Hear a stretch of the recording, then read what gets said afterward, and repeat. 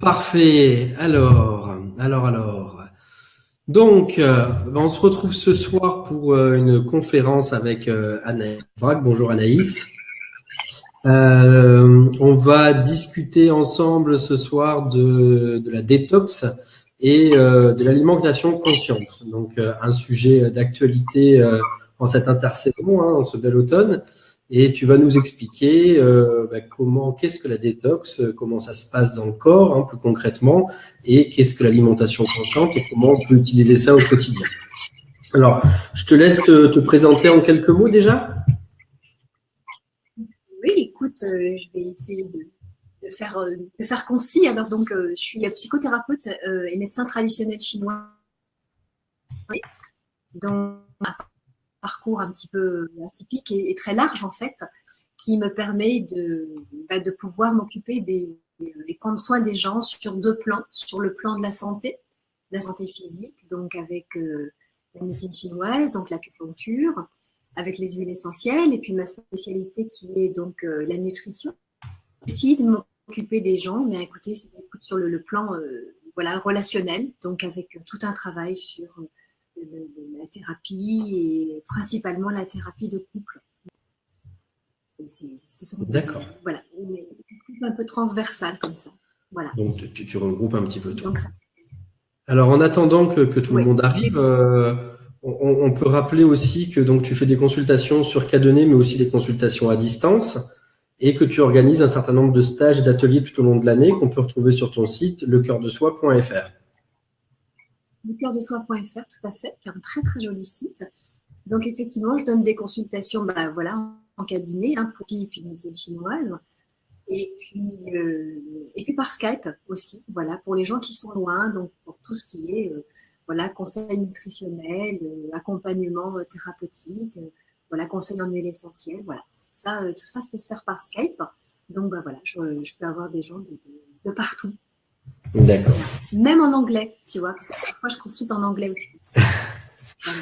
Alors, on va peut-être démarrer un petit peu avec le sujet qui intéresse les personnes qui sont ici. Je vais te laisser présenter le sujet pour dire en une phrase ou deux ce que tu vas nous expliquer ce soir.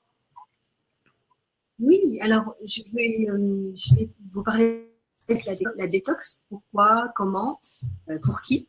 Voilà, et l'idée pour moi dans tout mon travail, c'est ça, c'est de vulgariser pour pouvoir mettre à disposition le plus d'informations possible qui soient utilisables par les gens. Donc, simplifier une information, simplifier une connaissance. Donc là, on va parler de cette détox, de nettoyer son organisme, mais également aussi de l'acte de manger. Le fait de manger, voilà, pour beaucoup d'entre nous, on a la chance de manger, mais ça ne se fait pas toujours en conscience. Et pourtant, ça pourrait changer beaucoup de choses si on mangeait en conscience. Ça changerait beaucoup de choses au niveau de notre santé physique, également de notre santé émotionnelle. Voilà, donc on va parler de ça. Et tu nous proposeras vers la fin de cette conférence une petite surprise, une petite activité. Donc les personnes qui auront pris un fruit avec elles pourront vivre cette activité-là. Et pour les autres, ça sera en replay. Vous pourrez la vivre un petit peu plus tard en prenant un fruit et la reproduire ensuite chez vous. Alors je te laisse démarrer, Anaïs, donc cette petite conférence.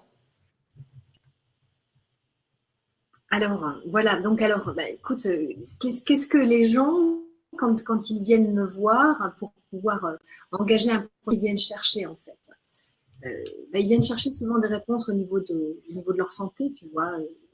Souvent des déséquilibres au niveau de la santé, même si les gens trouvent qu'ils mangent bien, mais ça marche pas bien de ce côté-là, quoi. Alors, on peut inviter les personnes qui nous suivent à mettre en commentaire ce qu'ils viennent chercher généralement au point de vue santé quand ils s'intéressent à ce sujet-là, ou pourquoi ils regardent cette conférence ce soir. Et tu me disais, en fait, on discutait un petit peu tous les deux avant, et tu me parlais qu'effectivement, les gens aiment bien, s'intéressent beaucoup à la détox, comment ça se passe, comment on s'y prend et à quoi ça sert. Et ils viennent aussi chercher souvent un réconfort quand ils sentent que leur corps va mal, quand ils sentent que leur corps a besoin d'un changement. C'est ce que tu m'expliquais tout à l'heure. C'est ça. Donc, en fait, les gens, sont bien sûr dans leur corps et quand même connectent avec les sensations de leur corps. Et ils voient bien que, malgré tout ce qu'ils font, ça ne... Et il y a quand même un souci avec ça, c'est que on est censé maintenant manger correctement, avoir tout ce dont on a tout ce dont on a envie à notre disposition, et malgré tout, il y a quand même des déséquilibres au niveau de la santé, parce que plus ça avance, et plus les gens sont malades. Voilà, donc ça intéresse beaucoup, même de détoxination, de détoxification, ça dépend si on utilise les termes anglais ou pas. Et voilà, pour pouvoir répondre à des soucis de santé, à des... Ouais, ça ne marche pas toujours bien de ce côté-là, en fait, hein. Même rarement. En tout cas, moi, je vois des malades tous les jours, donc bien sûr. Hein. Alors, il y a souvent les personnes que tu vois, c'est quoi comme problème? Cholestérol, surpoids, insomnie, fatigue, hypertension, toutes ces choses habituelles, c'est ça? Exactement. Des choses très simples auxquelles les gens vivent au quotidien, ils pensent que c'est tout à fait normal, alors que ça ne l'est absolument pas. Donc, ils prennent des médicaments, tu vois, pour pouvoir faire une sorte avoir des béquilles. Donc, en fait, ils sont plus dans une survie, dans une réelle vie de santé, parce qu'en fait, ils sont toujours en train d'aller chercher ce point d'équilibre de santé qu'ils n'ont pas. Et là, mon objectif, moi, c'est ça, c'est d'apporter un éclairage sur comment continuer sa vie sans être dans la survie, mais dans une pleine santé. Voilà, aller jusqu'au bout de ces projets, parce que sans la santé, finalement, tu n'as rien, tu ne peux pas faire de projet. Donc, comme ça, du surpoids, beaucoup d'insomnie, d'énervement, de gens qui sont dans des dépressions ou dans des burn-out. Voilà, je vois beaucoup de gens comme ça. Alors, comment justement peut nous aider la détox, comme on l'appelle? Et tout d'abord, qu'est-ce que c'est que se détoxiner? Alors, se détoxiner, pour faire très bref, éliminer les poisons qui se sont accumulés dans notre organisme depuis que nous sommes nés. Voilà, c'est ça la détox. C'est voilà, chercher à nettoyer, purifier cet organisme, parce qu'en fait, d'une façon tout à fait normale, on estime que quand on parallèle, hein, qui est très simple mais en même temps qui est très parlant, quand on a une voiture, on se dit ok, je vais faire réviser ma voiture, je vais faire une vidange, on va nettoyer tout ça. Ça semble logique, on fait ça une fois par an. Et puis nous, en tant que qu'organisme vivant qui ingérons et qui éliminons, on pratiquement jamais. Donc on pense que ça se fait automatiquement, mais pas du tout. Ça se fait pas automatiquement. Donc c'est ça. Se détoxer, c'est nettoyer sa machine, nettoyer son organisme. D'accord. Et alors, encrasse notre corps de cette manière. Alors si on détox, effectivement, il y a un encrassage. Alors, il y a plusieurs points qui peuvent encrasser notre organisme. Déjà, on a l'alimentation. Okay. Mais l'alimentation, ça ne fait pas tout. C'est une chose. Il ne faut pas tout remettre sur l'alimentation. On a également tout ce rythme, le rythme que l'on adopte toute l'année, tu vois, un rythme assez effréné, où les gens en même temps sont pressés comme des citrons pour pouvoir sortir le meilleur d'eux-mêmes, voire plus. Voilà, donc il y a aussi l'aspect émotionnel. Toute pensée, toute émotion négative est une dose de poison gérée. Donc on a cette alimentation, le rythme, on a l'aspect émotionnel, et puis on a aussi tout notre environnement. L'environnement, c'est aussi bien ce qu'on va respirer dans l'air, donc aussi bien cette pollution ambiante des usines, des voitures, etc. Mais également de tout ce qu'on a sur les murs dans nos maisons, hein, les peintures qui sont pleines on respire, qui vont meurtrir notre arbre pulmonaire. Et puis on a aussi toute cette pollution qui une pollution qui est très perverse, qui est la pollution électromagnétique. Voilà. Et donc et on garde beaucoup de monde possible sur cette pollution très, très vicieuse, puisqu'elle ne se sent pas, et pourtant elle est bien là. Voilà, donc tout ça, ce sont plein d'éléments qui vont venir intoxiquer la personne physiquement, mentalement, émotionnellement, spirituellement, si on peut dire. Donc toutes ces toxines, tous ces poisons vont venir encrasser nos organes entrailles, et donc il va y avoir une moindre efficacité dans les fonctions des organes et des entrailles. Et jouer sur notre énergie. Ça va jouer sur notre énergie, ça va jouer sur notre sang. Le sang étant quand même le liquide qui vient nourrir nos interne et nos tissus externes. Et également, toutes ces toxines, où est-ce qu'elles vont se balader? Elles vont se balader dans la lymphe. Et la lymphe, c'est quand même un liquide qui vient transporter les toxines. Et quand il y a trop de toxines, quand il y a trop de surcharge, tout se stagne, tu vois, tout bloque. Et finalement, après, on a des foyers inflammatoires de toxines qui se bloquent sur un organe, sur un endroit du corps. Et ça peut dégénérer. Et en fait, la maladie, c'est ça. Si on avait notre lymphe et notre corps qui étaient comme intoxiqués, normalement, on n'aurait pas de maladie qui se développe. Donc, la bonne santé, c'est ça. C'est avoir un corps qui soit libre de tous ces poisons. D'accord. Donc, si on veut garder en bonne santé, il faut respecter ce qu'on appelle les principes de la pyramide alimentaire, c'est ça? Alors, ouais, la pyramide alimentaire, tout le monde en parle. Tout le monde essaie effectivement de faire attention. Voilà. Alors, qu'est-ce que dit la pyramide? Il faut manger ça, il faut manger ça, il faut manger. En fait, cette pyramide, elle nous dit que nous sommes des omnivores. Voilà. Donc, on mange de tout. On peut manger des céréales, on peut manger des légumineuses, de la viande, de tout. Ce qui est complètement faux, en fait. Cette pyramide, elle n'a pas du tout été... en fait, celui qui a inventé cette pyramide, il n'était pas du tout au courant qu'en tant qu'être humain, on a un tube digestif d'être humain. Voilà, alors, il y a plusieurs règles. On a les félins, qui n'ont pas du tout le même type digestif que nous, parce qu'ils ne sont pas censés manger les mêmes choses que nous. Et d'ailleurs, ils refusent de manger les mêmes choses que nous. Herbivores, qui n'ont pas le même type digestif que nous non plus. Et nous, on en a un aussi qui est quand même spécifique à notre espèce. Et en fait, cette pyramide alimentaire ne respecte pas ça du tout. Et donc, l'être humain, on a un tube digestif qui est censé manger des fruits, des baies, des légumes racines, des feuillus, donc tout ce qui est vert, et un petit peu de matière animale. C'est tout.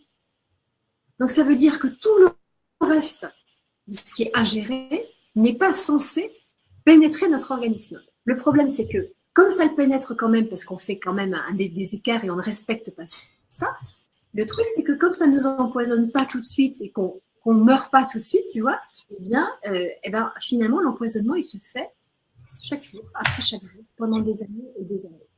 Alors que si on respectait effectivement cette loi qui est dans notre loi humaine, avoir un tube digestif qui ne peut manger que ce que je viens de dire, donc des fruits, des graines, des feuillus et un petit peu de viande, ça irait très bien pour nous. C'est pas le cas. Donc finalement, on a une alimentation qui, au lieu d'être alcaline, on va amener plein d'autres choses qui vont empoisonner, qui vont acidifier notre organisme. Voilà. Et ça c'est à cause de cette volonté de vouloir toujours manger de tout. Ça marche pas comme ça. Et puis comme ça marche pas comme ça, tous nos émonctoires, ils vont faire un travail énorme. Alors c'est quoi un émonctoire? Un émonctoire, on en a quelques-uns dans le corps, on a le foie, mais c'est un émonctoire. Un émonctoire, en fait, la définition, c'est une voie de sortie. C'est les déchets vont pouvoir, les déchets, les toxines, les poisons vont pouvoir sortir. Donc, on a un émonctoire interne qui est le foie, voilà, c'est ça, sortie à l'extérieur. Pour l'extérieur, on a les poumons, on a les reins, on a le gros intestin, et on a un immense émonctoire qui est la peau. Voilà. Et ça, c'est toutes les voies de sortie que le corps a mis à notre disposition pour pouvoir éliminer les déchets. Donc, voilà, s'il y a trop d'acide, s'il y a trop de poison dans notre corps, les émonctoires vont faire un travail énorme. Et puis, quand les émonctoires ne fonctionnent pas, et c'est bien le cas pour plein de gens qui, par exemple, sont constipés, déjà, cet émonctoire-là, il est vachement important, et puis il ne sert pas. Donc, il y a une remise en circulation des toxines. Et ça, c'est terrible. C'est que si on veut nettoyer, il faut quand même éliminer. Tu vois, si tu nettoies et que finalement, cette crasse, ces poisons étaient remis en circulation de sortie, c'est une catastrophe. Parce qu'en fait, ils vont repartir en circulation dans le sang. Et alors là, c'est un réempoisonnement, quelque part. Donc, c'est vraiment important de faire en sorte que ces émonctoires puissent bien vivre. D'être au maximum. Alors justement, quand est-ce que cette détox est à son maximum? Alors, la détox est au maximum dès qu'on arrête de manger, en fait.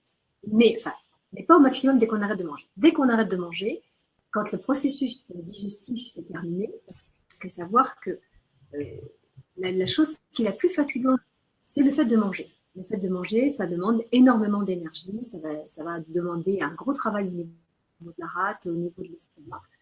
Donc, ça va monopoliser beaucoup d'énergie pour pouvoir digérer. Donc, c'est un processus qui est super fatigant pour l'organisme. Et quelqu'un qui est déjà fatigué, et on en connaît plein autour de nous, eh ben, il faudrait qu'il arrête de manger. Donc, l'idéal, ce serait ça, de manger super léger. Quand plus il faut mettre notre tube, notre système digestif, la tête au milieu, il faudrait le mettre au repos. Et donc, le moment où la détox est à son maximum, c'est pendant la nuit. Pendant la nuit, là, tous les organes se mettent au ralenti. Et donc là... Finalement, la nuit, c'est un petit jeûne. On peut dire que la nuit, c'est un petit jeûne. Alors, je t'entends pas bien, mais je lis sur tes lèvres que pendant la nuit, c'est un petit jeûne. C'est tout à fait ça. La nuit, on jeûne. D'ailleurs, c'est ce qu'on dit. On petit déjeune. Déjeuner, c'est-à-dire qu'on coupe le jeûne de la nuit pour le petit-déj. Donc, en fait, si on voulait récupérer de l'énergie le plus longtemps possible, ce serait de ne pas petit déjeuner. Ce serait juste de déjeuner, par exemple, de manger la première fois autour de midi. Tu vois, toujours dit qu'il fallait beaucoup manger au petit déjeuner. Ben ouais, mais ça, c'est... Je sais pas qui c'est qui a dit ça. Alors, l'expérience, tu vois, de voir comment on se sent après avoir jeûné la nuit, plus au moins le plus longtemps possible, en tout cas, de ne pas se lever et puis comme ça, tout d'un coup, attaquer avec un gros déjeuner, un gros petit déjeuner. Donc là, non, parce que là, ça porte plus bon nom, le petit déjeuner. Voilà, donc, nuit, c'est la nuit, donc, et puis voilà, après, des trêves, des parenthèses de jeûne. D'ailleurs, moi, c'est ce que je fais sur mon stage. Tu sais, je reviens du séjour de détox en jus. Là, j'ai donné 3 jours de diététique. Et là, on a nourri nos cellules parce qu'on a bu des jus de légumes avec un petit peu de fruits. Donc, on est venu nourrir nos cellules, mais on n'a pas du tout enclenché de processus digestif parce qu'il n'y avait aucune fibre dans les jus. Donc, on a mis tout au repos et au bout de 3 jours, franchement, c'était super génial, quoi. Donc voilà, ça c'est une façon de mettre son digestif au repos et de nettoyer. Parce que dès que tu mets ton digestif au repos, ça s'épure, quoi. Donc c'est un processus. Donc vraiment encourager les personnes à mettre au repos, si on reprend ce que tu as dit, à essayer de repousser le petit déjeuner, ou en tout cas voir comment le corps répond, voir comment on se sent, mais essayer de décaler, de moins manger le petit déjeuner, puis d'essayer de repousser. On peut enclencher avec des jus un processus comme ça qui va commencer à déclencher l'élimination. Alors, je rappelle pour ceux qui connaissent pas trop et qui ont besoin d'être guidés en fait pour démarrer ça. Il y a des personnes comme toi justement qui accompagnent. Tu fais des stages détox, c'est ça? Tu me confirmes, c'est bien ça? Par les jus? Détox en jus, voilà, c'est ça. Donc c'est ce que je disais. Là, moi, je reviens avec un groupe. Là, on était 13 dans un stage dans un endroit magnifique en pleine nature. Et pendant 3 jours, on s'est nourri que comme ça. Donc, on s'est aussi nourri aussi par les méditations, par des chants guérisseurs, par des pratiques, tu vois, par la relation aux autres. Parce que la nourriture, comme je te le disais tout à l'heure, c'est pas qu'alimentaire. C'est vraiment aussi être en lien avec la nature, avec son environnement et avec. Donc, puis les autres, parfois, ils peuvent être toxiques. Sauf que là, quand on se rejoint dans un séjour comme celui-là, on est tous là pour la même chose et c'est vraiment très fort et c'est très chouette de pouvoir. Et c'est un vrai accompagnement global. Un véritable accompagnement, parce que tu vois, il y a des gens qui ont l'habitude de faire ce genre de faire des jus ou de faire des jeûnes à la maison. Ils m'ont dit, maman, c'est pas pareil que quand tu es dans un groupe.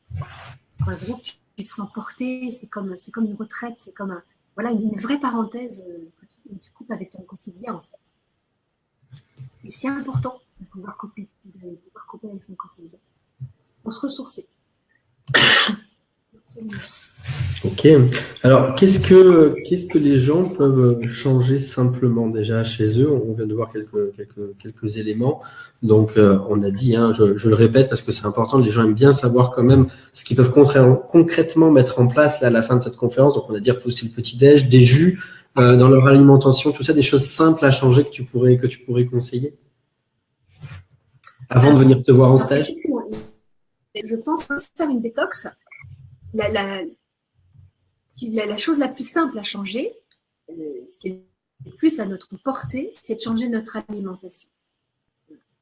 Parce qu'on a une prise là-dessus. On n'a pas vraiment de prise sur la pollution externe, on n'a pas vraiment de prise sur la pollution électromagnétique, quoique, si déjà on était pour dormir, déjà ce serait un immense bénéfice pour notre santé, et surtout celle de nos enfants, parce que ça, peu de gens le savent.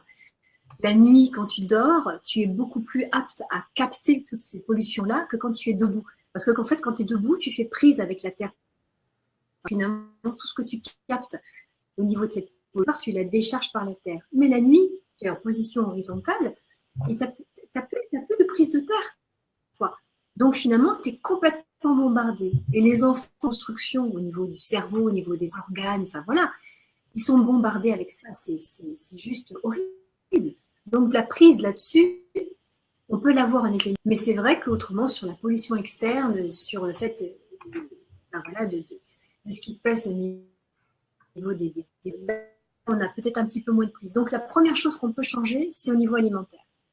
Donc effectivement, si on veut s'engager sur un processus au moins de moins polluer, parce que détoxiner, c'est une chose, de moins polluer, tu vois. Parce que c'est ce qui est plus simple. Déjà, commencer par moins polluer, moins s'empoisonner.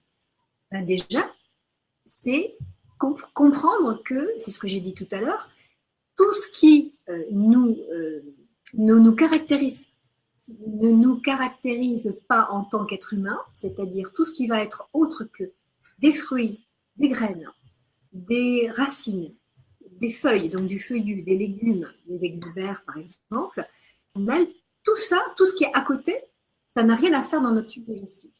C'est-à-dire tout ce qui est gluten, tu vois, toutes les céréales, par exemple, le gluten en priorité. Hein. Le gluten, c'est quand même une matière qui est super lourde en médecine chinoise. On ne l'appelle pas comme ça, mais ça fait 3000 ils disent attention au blé. C'est une matière qui est lourde, qui est difficile à digérer. Et aujourd'hui, on sait que c'est parce que dans le blé, on a ce gluten, voilà, qui est donc cette protéine qui vient donc enflammer notre tube digestif. Alors pourquoi également déjà on a un tube digestif qui est enflammé parce que déjà par rapport à notre vie, tu vois, dans nos rythmes, comme je disais tout à l'heure, des rythmes effrénés, un stress, un émotionnel tout à fait exacerbé, voilà, un non-respect des saisons, enfin voilà. Donc en fait, on a un intestinal, au lieu d'être, tu vois, serré comme ça, eh bien en fait elle est desserrée. Tout le maillage il est desserré et c'est ce qu'on a serrées qui devaient être colmatées, en fait elles sont décolmatées. Et par exemple, quand on va manger du gluten, cette protéine du gluten, elle passe à travers les maillages. Et ça va rentrer en interne et ça va créer un processus de feu. Et ce feu, il va aller monter. Et il va aussi, surtout comme on dit, monter, tu vois, le feu il monte, il va aller monter au niveau du cerveau. Et ça va avoir un impact au niveau de notre comportement, ça va avoir un impact au niveau de notre raisonnement, de tout ce qui se passe au niveau de notre sphère psychique, quoi. Donc c'est hyper important de veiller à ne pas manger trop de gluten. Ça n'a rien à faire dans notre estomac. Donc si effectivement vous voulez commencer par arrêter de s'empoisonner, il faudrait commencer déjà à éliminer tout ce qui contient du blé. C'est ce qu'on pourrait dire encore, ce qui contient du lait de vache. Voilà. Voilà, c'est vrai que c'est une industrie qui ramène beaucoup d'argent. Donc cette industrie, elle va faire tout pour pouvoir nous appâter, pour nous dire, voilà, les produits laitiers, c'est des amis pour la vie. Pas du tout. Pareil, en médecine chinoise, ce que on a tout dit, pas de produits laitiers. Le produit laitier, c'est de la même façon que le gluten, ça embourbe la rate, ça crée des mucosités, ça épaissit la lymphe. Il ne faut pas manger de produits laitiers. Voilà. Et je veux dire, il y a des tonnes de gens qui grandissent sans porte très. Le calcium, on le trouve vraiment dans d'autres voilà, d'autres moyens de trouver du calcium. On a les algues, on a tous les légumes verts qui contiennent du calcium. On a les amandes, on a plein de choses. Et puis, il suffit d'aller regarder sur Internet. Tu vas voir sur du calcium et tu vas te rendre compte que finalement, le lait, il en contient, mais pas tant que ça. Il y a plein d'autres choses qui contiennent. Ce n'est pas le mieux classé, effectivement, dans la liste. Bien sûr, mange des châtaignes et tu vas voir si tu ne vas pas avoir du calcium. Donc, voilà. Donc, éliminer le plus possible les céréales et surtout le gluten. Éliminer donc les sucres, les sucres rapides, les sucres de betterave. On peut manger du sucre, mais sous forme de fleurs de coco, sous forme du rapadura, donc des sucres qui sont complets, qui amènent des choses, mais pas du tout sous toutes ces formes de barres chocolatées, de petits goûters pour les enfants. C'est affreux, parce que ça te crée des pics de glycémie. Après, le corps, il faut qu'il compense tout déséquilibre qui a été engendré par cette malnutrition, en fait. Voilà. Qu'est-ce qu'on pourrait dire d'autre pour éviter de s'empoisonner? Le sucre, j'ai pris des notes, parce que voilà. Donc oui, les légumineuses. Alors il y a beaucoup de gens qui sont végétariens et qui, parce qu'ils sont végétariens, ils vont compenser par un maximum de légumineuses. C'est pas une très très bonne idée. Il y a peut-être d'autres façons de faire. Voilà, mais ça après, il faudrait aller plus loin dans le propos. Voilà, donc si déjà on fait ça, on arrête déjà de s'empoisonner. Et à partir du moment où on arrête de s'empoisonner, le corps, par son intelligence, crée ce nettoyage automatique et crée cette régénération au niveau des cellules empoisonnées. Il se remet en place bien, parce qu'il va toujours chercher l'équilibre, en fait. C'est ça qui est fabuleux. On a une machine extraordinaire. Il faut la préserver absolument, quoi. On n'a quand même qu'un seul corps, et c'est lui qui va nous emmener jusqu'au bout. Tu vois. Et je trouve que vraiment, quand je regarde les gens, la façon dont ils traitent leur corps, aussi bien par leur alimentation que parfois des sports excessifs, ou des pensées, voilà, ou une négligence. Mais quand tu as 60 ans et que tu as un corps qui ne marche plus et que tu as encore 30 ans peut-être, c'est assez terrible. Il faut faire attention à son corps. C'est essentiel. C'est lui qui est notre temple. Voilà, jusqu'au bout et puis faire en sorte de mener, dans le meilleur des cas,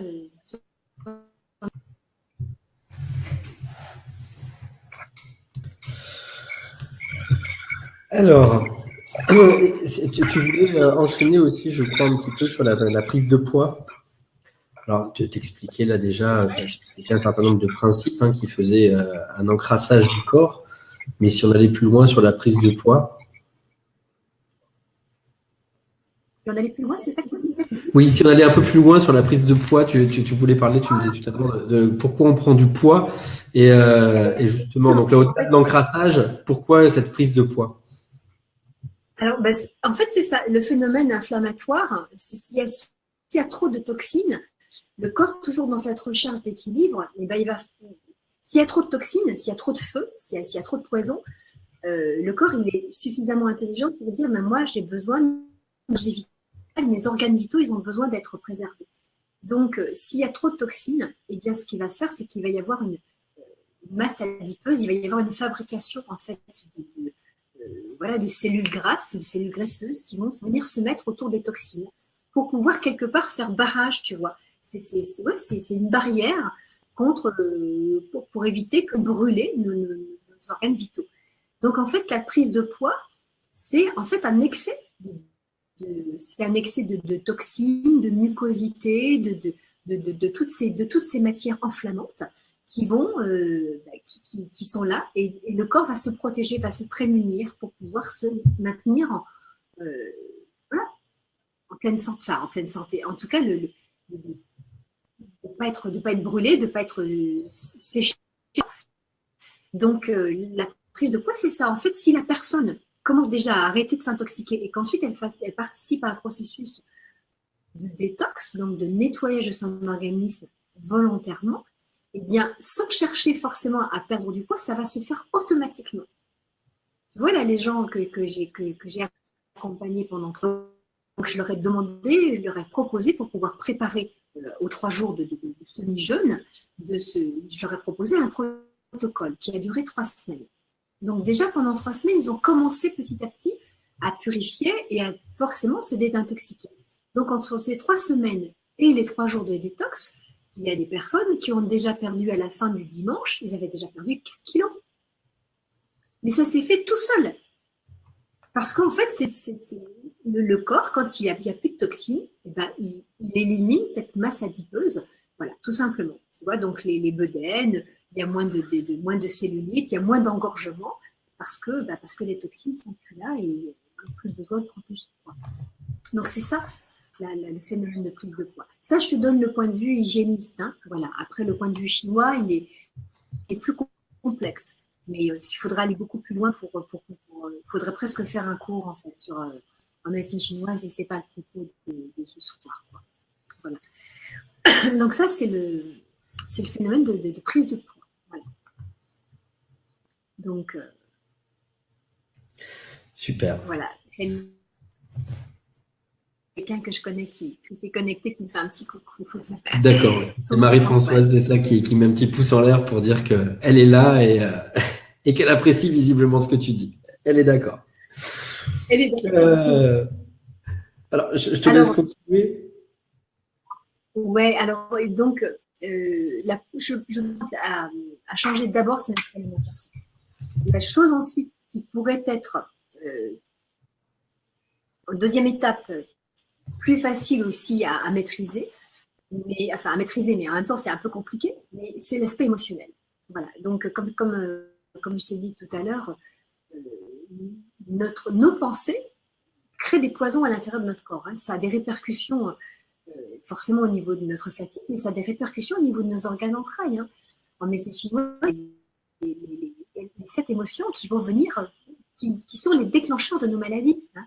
Il n'y a pas qu'en médecine chinoise, d'ailleurs, qu'on vient dans toutes les médecines ancestrales, comme les médecines esséniennes, la médecine donc, égyptienne, c'est ce qu'on dit. D'abord, on soigne l'âme. On soigne d'abord la partie émotionnelle. C'est même démontré aujourd'hui. Bah, bien sûr. Excuse-moi, je t'ai coupé, mais dans les médecines, effectivement, plus occidentales, aujourd'hui, on démontre que le stress amène du cortisol. Donc, il y a une véritable action au niveau hormonal qui a été mesurée pour les personnes qui aiment bien l'aspect scientifique. Comme on le voit aujourd'hui, c'est vrai que ça a été mesuré, ça a été prouvé. Hein. Absolument, absolument. Ça, on peut le faire, voilà, parce qu'on voit aujourd'hui avec nos instruments très perfectionnés, mais c'est vrai qu'en médecine chinoise, ça a toujours été dit, l'aspect émotionnel, il faut le maîtriser. Il faut pas facile que la méditation, par exemple, le fait de revenir toujours à soi, au temps présent, à soi-même, c'est vraiment une façon de pouvoir maîtriser son esprit. Donc, voilà, le plus possible, arriver à prendre du recul sur les choses, à être plus positif, à accepter de changer sa vision, en fait. Parce que ce qui nous fait souffrir, c'est qu'on cherche à tenir une vision qui est la nôtre.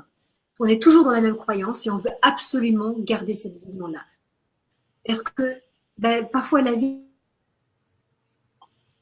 tant qu'on ne lâche pas l'affaire, tant qu'on n'accepte pas de poser un regard différent, on est dans la souffrance. Voilà. Donc, cette partie émotionnelle, elle vaut vraiment le coup d'être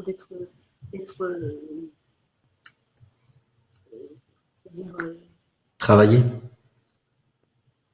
Considérée. Elle est essentielle. Elle est essentielle et je crois qu'on peut quand même la maîtriser, quoi.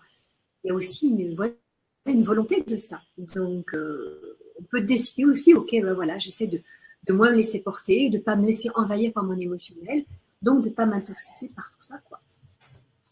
Voilà, je pense que ça, c'est les deux choses les plus sur lesquelles on peut avoir le plus de prise, je crois.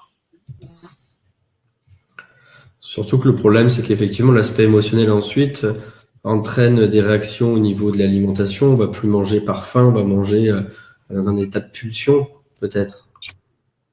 Et oui, c'est ça. Et c'est ça, ça rejoint tout à fait l'alimentation en conscience. C'est que, effectivement, cet aspect émotionnel, si on n'a pas réussi à le maîtriser, si on n'a pas réussi à contrôler sa respiration pour se dire, ok, là, je me calme, je prends du recul, je regarde la situation avec un petit peu plus je me mets quelque part témoin de la situation et je vois comment je peux gérer la chose. Et ben, en fait, plein d'entre nous, et puis moi aussi, hein, je veux dire, il y a des fois, voilà, je veux dire, un carreau de chocolat ou aller piocher dans des cacahuètes ou des choses comme ça, mais ça va enlever cette frustration. Je vais croire que ça va enlever cette frustration. Donc, en fait, effectivement, s'alimenter en conscience, c'est comprendre que notre émotionnel va nous des choix qui ne sont pas du tout des choix qui sont sains pour notre santé et qui, au contraire, vont aggraver notre asphyxie. Donc, en fait, quand on va aller manger, souvent, c'est pas parce qu'on a faim. Qui d'entre nous mangeons vraiment quand on a faim? Est-ce que quelqu'un voilà, les gens qui nous écoutent là, tous les gens qu'on a autour de nous, qui a souffert de la faim un jour? C'est extrêmement rare. Donc, en fait, souvent, on se remplit quand on n'a pas besoin de se remplir. Donc, il faut déjà comprendre que cet aspect émotionnel, il nous fait qu'on va sauter sur la nourriture, on va aller se gaver, on va les comprendre. Donc, c'est la frustration, en fait. Et si simplement, on a gardé à l'esprit que les 2 premières bouchées, si on s'autorisait, tu vois, parce qu'il ne s'agit pas non plus après de dire non, je vais pas le faire, je vais pas le faire, je vais le faire, et puis après de rester complètement coincé avec cette idée en tête que voilà, il faut absolument pas se laisser aller. On pourrait dire ok, je suis atteinte par cette émotion, j'ai de la colère, ou j'ai une immense frustration. J'ai compris, il faut que j'aille manger. Allez, s'autoriser à manger, mais de prendre le temps. Voilà, si on va aller piocher dans une tablette de chocolat, ok, tu pioches dans ta tablette de chocolat. Mais le carreau de chocolat que tu vas croquer, délecte-toi. Prends du temps pour le manger. L'engloutis pas. Parce que quelque part, finalement, c'est pas si tu l'as englouti comme ça en une fraction de seconde, tu vas pas avoir pris ton plaisir. Si c'est pour compenser cette frustration, il faut qu'au moins tu te fasses plaisir. Et les 2 premières bouchées, ce sont celles qui vont nous faire plaisir. Donc, si on acceptait de manger un morceau de saucisson, de manger un carreau de chocolat, de croquer un truc qui nous fait plaisir, mais de n'en croquer que 2 bouchées. Si on s'arrêtait là, si on avait pris le temps de bien mâcher, de respirer, de se délecter, de dire oh là là, je gère ma frustration comme ça, ok, d'accepter, d'avoir un peu d'humour avec soi-même, tu vois, et puis aussi de la tendresse, parce que c'est pas parce qu'on se cogne de que ça va nous maintenir droit et fort, non. On peut aussi avoir de temps en temps de flancher et s'autoriser à flancher. Donc voilà, se dire ok, là je m'autorise à 2 bouchées qui vont me donner un plaisir fou, et tu t'arrêtes là. Et puis tu mets le fan autour, puis hop, tu le mets de côté pour la prochaine frustration. Et voilà, tu as compensé ta frustration, tu t'es pas fait trop de mal, et au moins tu t'es fait plaisir, quoi. Et ça, ce serait une bonne façon de faire pour pouvoir, rester en connexion avec son émotionnel et prendre conscience, et rester aussi dans la conscience de ce que l'on mange, quoi, tu vois. Et comment on mange. Surtout comment on mange. Parce que faut bien se dire que la façon dont on va manger, ça va aussi déterminer complètement la façon dont on va digérer. La façon dont on va manger, ça va aussi gérer la façon dont on va penser. Les gens mâchent. Les gens ne mâchent pas. Pour avoir une bonne digestion, il faut au moins mâcher 30 fois. 30 fois, mais t'es folle. Et pourtant, oui, 30 fois. Parce que 30 fois, c'est quoi? C'est je mets dans ma bouche mes coups et je reste dans la mastication et dans qu'est-ce que je suis en train de manger. Et si je respire à ce moment-là, je vais découvrir la saveur. Remarque que quelque part, ça va nous obliger aussi à manger dans le silence. Regarde les gens qui actuellement, qui ont une spiritualité qui est un petit peu plus, qui est travaillée au quotidien, ils mangent dans le silence pour pouvoir se nourrir. Et puis même quand ils vont se nourrir comme ça, ils vont se nourrir avec moins. On va avoir moins besoin de manger quand tu manges de cette façon-là. Donc la mastication, elle est vraiment, vraiment, vraiment importante. Il est bon mon carré de chocolat. Donc a priori, Marine apprécie. Manger un peu de chocolat, de toute façon, noir, il est le plus cacaoté, le moins laitagé possible. Enfin, la vie, c'est aussi des plaisirs, mais quand on prend nos plaisirs, il faut les prendre à 100%. Voilà. Et je vois plein de gens qui disent « Ah oui, mais là, cette nuit, et puis je me suis gavée de ça, et comme si on mangeait beaucoup plus vite, et on allait oublier, et le corps allait oublier, il allait faire une parenthèse. » Non, le corps, il ne fait pas de parenthèse. Délecte-toi de ton carreau de chocolat, c'est sûr. Voilà, donc mastiquer, et puis surtout faire très attention à l'environnement de nos repas. Donc ça peut être appris aussi expliquer aux enfants, ça parce que c'est vrai que moi, papa de 4 enfants, tout de suite, je pense aux repas qui sont pas toujours dans le silence, et je me dis c'est une bonne éducation aussi de transmettre, d'expliquer ce que tu viens d'expliquer aux enfants pour leur apprendre l'importance du silence, l'importance de la mastication et de transmettre ça dès le plus jeune âge. C'est vrai qu'on n'a pas été éduqué à ça, c'est quelque chose qu'on apprend là en tant qu'adulte, mais on savait pas forcément ça avant. Peut-être les médias comme Facebook qui participent au fait que maintenant les choses se savent davantage. C'est génial. C'est ça aussi qui est formidable avec toute cette information qui circule, c'est qu'on peut, mais c'est jamais trop tard pour bien faire. Rapidement, pendant 50 ans, c'est vrai que ça va être plus compliqué que si on apprend à manger lentement dès qu'on est petit. Mais voilà, si ce que les gens veulent, c'est être en bonne santé. Donc, si les gens ne font pas des choses pour eux-mêmes, qui c'est qui va le faire? Si tu ne prends pas soin de toi, qui c'est qui le fait? Personne. Donc, il faut absolument décider de prendre soin de soi et de manger tranquillement. C'est une façon de prendre soin de soi. Et puis, de manger tranquillement, c'est aussi, donc, comme tu disais, de manger le plus possible dans le silence, mais surtout dans une ambiance qui soit sympathique. Parce que quand tu écoutes les infos, tu vois, les bonnes informations qui passent à la télé, à l'heure du repas, et qui sont là justement pour faire chuter notre immunité. Parce que de quoi on va nous nourrir comme information, tu vois? On nous nourrit négatives qui viennent taper sur notre système immunitaire parce qu'on voit que des horreurs. Ils ne vont pas, bien entendu, ils ne vont pas nous annoncer des bonnes nouvelles. Parce que plus une population est en santé déficiente, donc en mauvaise santé, plus elle rapporte d'argent. Donc, il n'y a aucun intérêt à donner des bonnes nouvelles qui te donnent la pêche, qui te donnent envie d'y aller, qui font monter ton taux vibratoire et qui te donnent envie d'avoir des projets, etc. Pas du tout. Donc, l'heure du repas, souvent, il arrive au moment des infos. Ah, la misère. Donc, tu essaies de digérer ton repas et en plus, tu essaies de digérer les mauvaises nouvelles. C'est absolument noble pour tout le système digestif, pour la rate, pour l'estomac et tout ça, quoi. Il faut pouvoir. Alors après, en plus, si tu manges et que tu es dans le speed et que tu te disputes, allez, t'en remets une couche. Donc là, pareil, c'est pas top pour bien digérer. Hein. Il faut savoir que quand même, si on mange, c'est par plaisir. On mange d'abord parce que notre corps, nos organes vitaux ont besoin d'être nourris. Donc on mange pour que la rate vienne extraire la quintessence, les micronutriments de l'alimentation pour fabriquer le sang et l'énergie qui, lui, va venir nourrir les organes.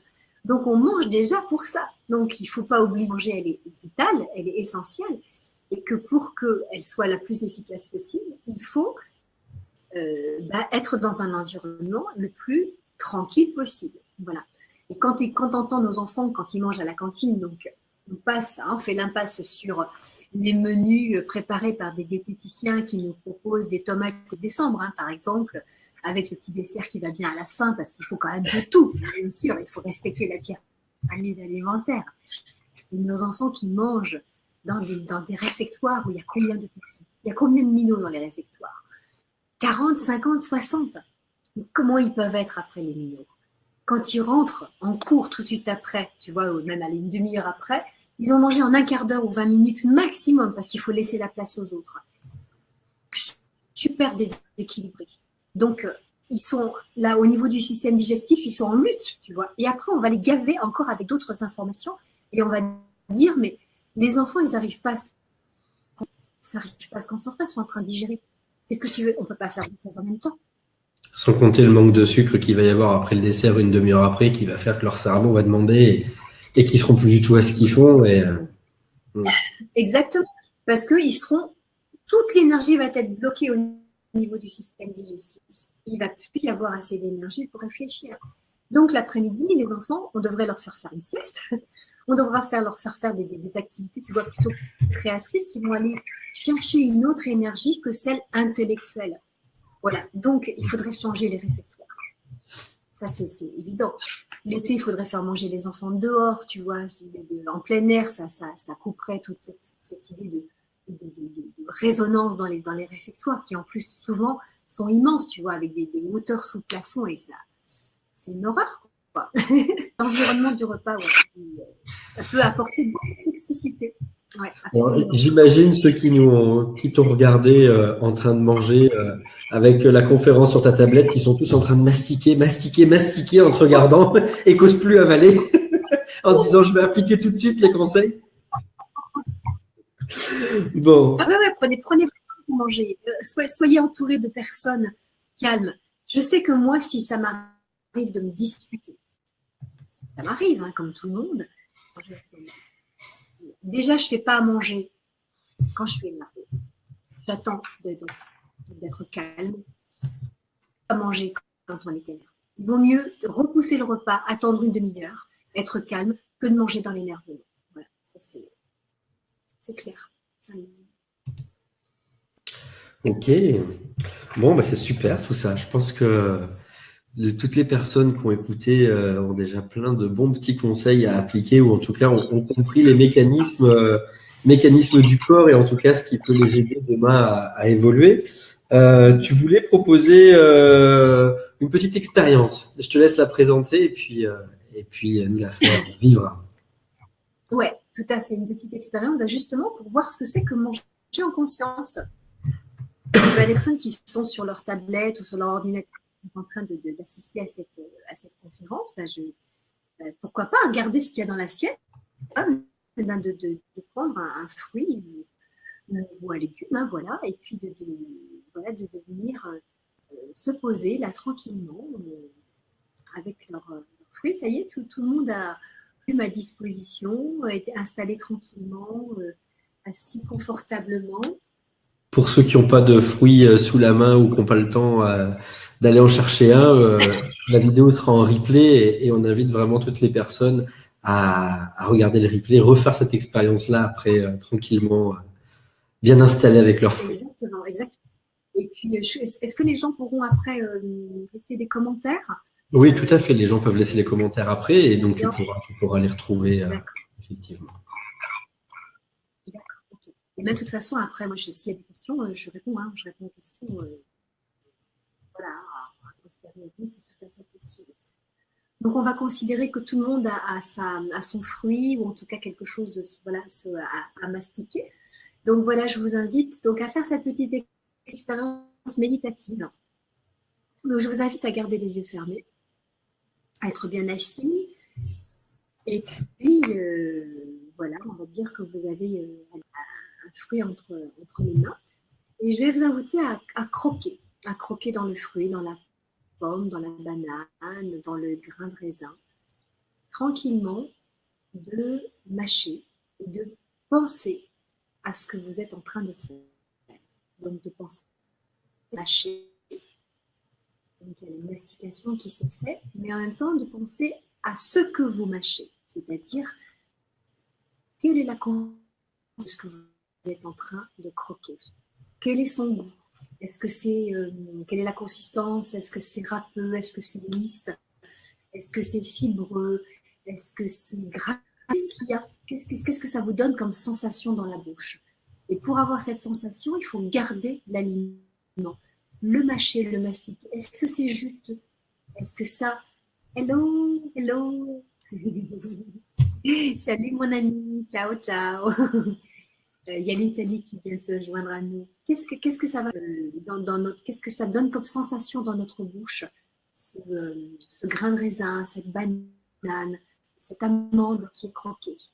Est-ce que ça donne du jus? Est-ce que ça fait quelque chose de pâteux? Je vous invite à vraiment rester dans la conscience de ça, les yeux fermés, en étant bien concentré sur ce qui se passe, sur les sens. Et puis quand vous aurez bien mastiqué ce grain de raisin, cette banane, eh bien, je vous invite à déglutir. Parce que vous allez remarquer que quand vous respirez et que vous mâchez en même temps, toutes les saveurs de ce que vous avez en bouche viennent s'exprimer et prendre encore plus d'ampleur. Donc la respiration, inspirer et expirer. Je vous invite à reprendre une autre bouchée et à toujours les yeux fermés. Croquer dans l'aliment. Voir ce que ça fait comme sensation sous la dent. Qu'est-ce que ça procure comme sensation sur la langue? Les muscles qui sont sollicités pour la mastication. Est-ce que c'est mou? Est-ce que c'est agréable? Est-ce que ça ne l'est pas? Quelle est la consistance? Et de respirer. Grande inspiration, profonde expiration.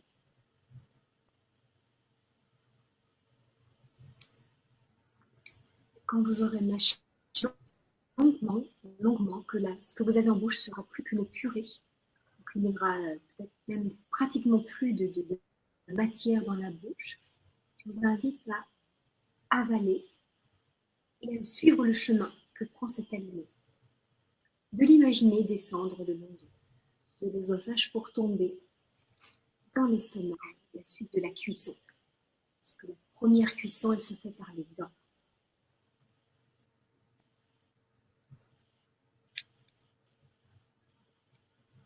Voilà, donc si vous avez envie de continuer à manger votre fruit de cette façon-là, vous allez voir que finalement, au lieu de manger en 3 secondes ou en 3 minutes une pomme, eh bien, vous allez la manger en 10 minutes. Et que vous allez pouvoir en tirer beaucoup de plaisir et beaucoup de bienfaits. Parce que cette lenteur, mastication, dans la conscience de ce que vous êtes en train de faire, décuple le plaisir et donne une sensation de satiété.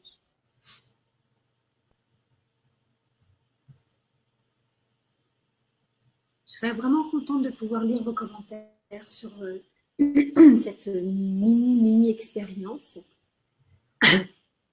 Voilà, de voir quel a été votre ressenti. Si ça a été facile ou difficile pour vous.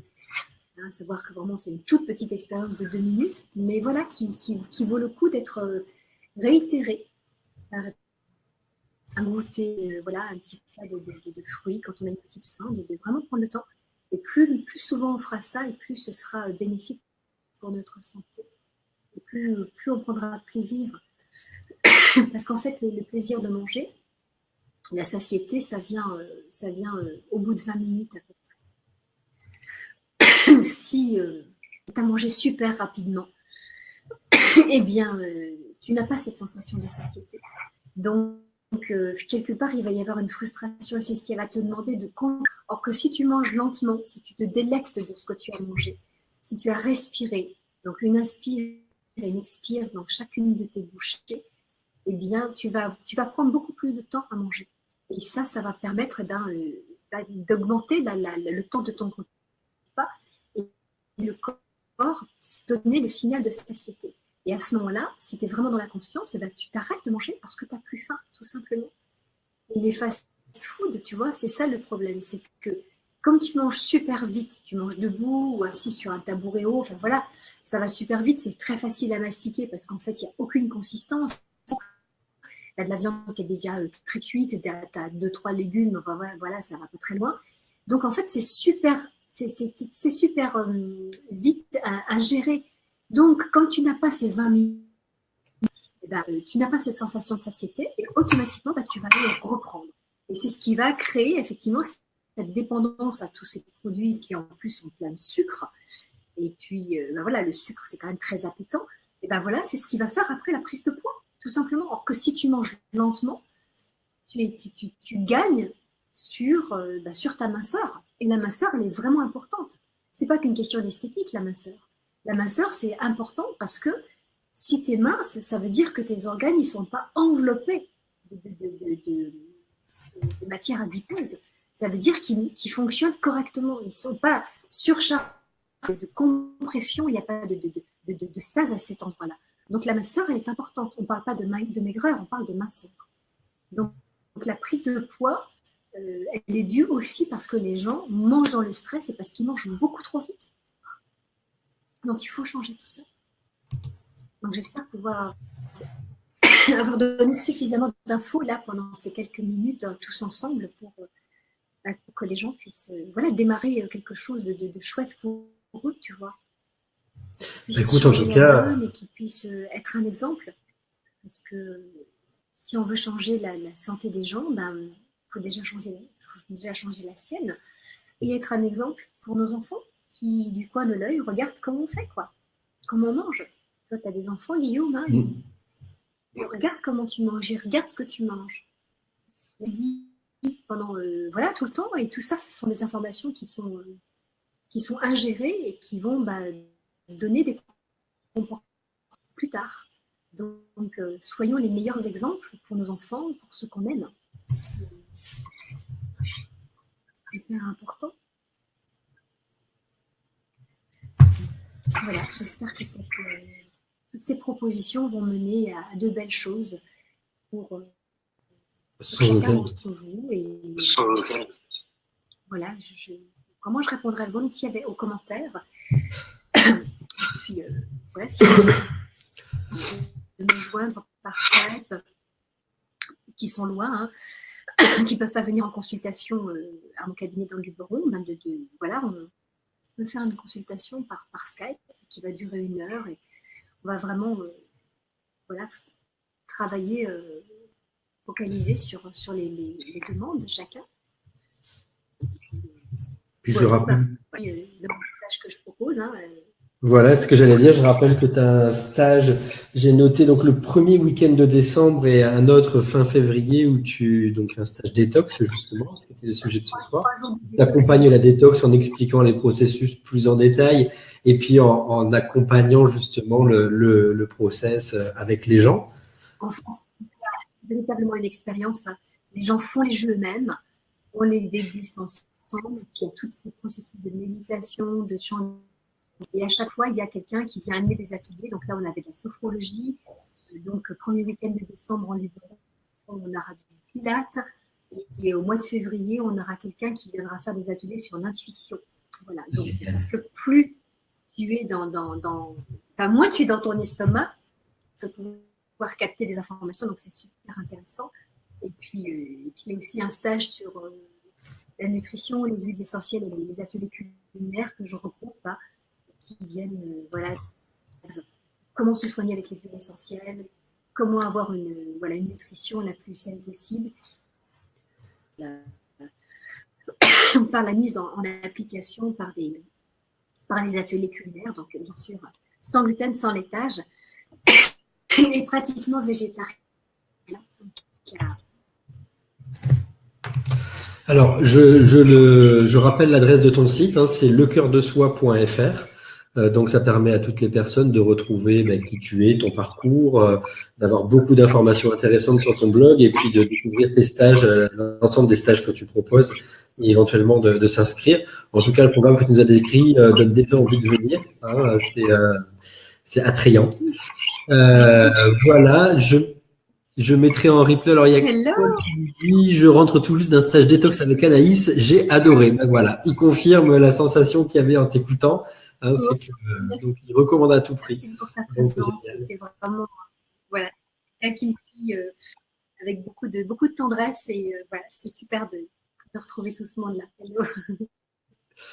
Donc voilà, je disais pour les personnes qui veulent retrouver les infos, il y a l'adresse de ton site, donc lecoeurdesoi.fr. On mettra de toute façon dans la description du replay, on mettra tous les liens, le lien vers ta page Facebook, le lien vers l'adresse du site et vers les stages. Donc les personnes qui veulent retrouver ça, vous l'avez, je pense, dès ce soir ou au pire demain matin, il y aura tous les liens qui seront à disposition et on pourra retrouver toutes les informations dont Anaïs nous a proposées et aller plus loin avec elle en stage. Alors, je crois que tu as un stage couple aussi qui est en février, c'est ça? Puisque tu interviens aussi dans les disputes qui se font autour du repas.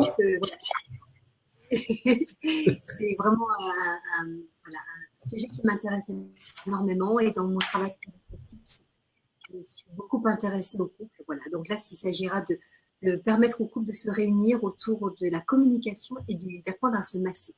Donc, on sera vraiment dans la voilà, communication, massage, et puis après, il y a tout le travail qui peut se faire aussi en cabinet, de petits ateliers. Bon, super. Bon, je vois qu'il n'y a pas d'autres questions, visiblement, d'autres remarques. Eh bien, écoute, c'est une très bonne nouvelle. Alors, je vais te dire pourquoi. Parce que s'il n'y a pas de questions, c'est peut-être que j'ai su répondre à tout. C'est très clair. Quand ils sont tous en train de mâcher leurs fruits, c'est pour ça. Ils sont en train de finir l'expérience, c'était trop bon. Continuer. Mais je me souviens dans mes cours de médecine, le professeur disait toujours, avec son accent chinois, posez pas de questions. Vous attendez la fin du cours. Normalement, je dois avoir tout dit. Et si j'ai pas tout dit, là, vous posez des questions. Donc voilà, peut-être que j'espère avoir rendu et de toute façon, je suis disponible pour les autres après. Voilà, Guillaume. Super. Bah, écoute, merci Anaïs en tout cas pour toutes ces informations et pour cette soirée. Merci à tous les participants donc, qui ont été là, qui ont écouté tous ces conseils. Et puis, moi, je vous donne rendez-vous pour une prochaine conférence qu'on va essayer de programmer pour vous parler d'un autre sujet prochainement. Et puis, Anaïs, je te dis à très bientôt et j'encourage toutes les personnes qui sont là à aller visiter ton site internet. Une petite conférence les deux sur un autre thème. Avec plaisir, avec plaisir. Voilà, il y a Yolande qui dit c'est très, très clair comme d'hab. Voilà, bon, a priori, unanimement, tout va bien. Je vous souhaite à tous une très bonne soirée. Merci. Merci Anaïs et à bientôt. Au revoir. Merci.